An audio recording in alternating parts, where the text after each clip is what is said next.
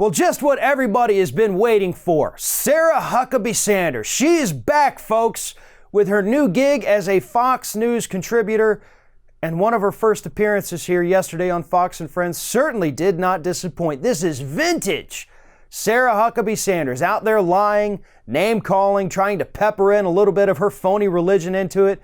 And without further ado, here it is.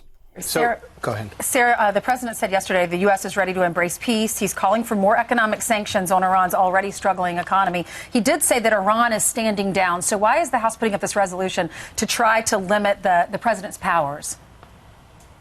I can't think of anything dumber than allowing Congress to take over our foreign policy. They can't seem to manage to get much of anything done. I think the last thing we want to do is push powers into Congress's hands and take them away from the president. Any Democrat that doesn't understand that America is safer now that one of the most dangerous terrorists in the world is rotting in hell is completely naive and completely misses what we need to have in a foreign policy. And the last thing I want to do is see them take power away from President Trump and put it into their own hands. I don't think anything could be worse for America than that. Okay, so there's a lot to unpack from that deranged clip, but I want to start with her suggestion that giving Congress these war powers over foreign policy, I guess, as she referred to it, which isn't even what it is, but nonetheless, the dumbest thing she could think of, the dumbest thing. And by extension, obviously, Sarah Huckabee Sanders thinks that the Constitution itself is dumb. Because you see, Sarah, it's not that yesterday anything changed with this war powers resolution. It really didn't. Really didn't.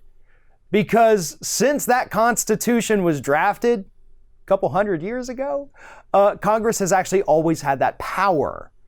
You see, here it is, Article 1, Section 8. Specifically states that Congress has the power to, quote, to declare war, grant letters of marque and reprisal, and make rules concerning captures on land and water, to raise and support armies, and to make rules for the government and regulation of the land and naval forces. If you want to go even further into it, Sarah, which I know you don't, you could also look at the War Powers Act of 1973 that also says that the U.S. Congress is the sole authority when it comes to declaring war, and that the president, whoever it may be, has to seek Congress's approval for any kind of sustained attack. So sure, the president can every now and then launch a missile or two, but that's about it without congressional approval. So what you're complaining about, the thing you're saying is really dumb, the dumbest thing you can think of, because you can't think very hard, obviously, is actually already in the Constitution. It's already written into the U.S. law, which you apparently think is dumb. But now there's a second part I want to address. The weird claim you made about Soleimani burning in hell.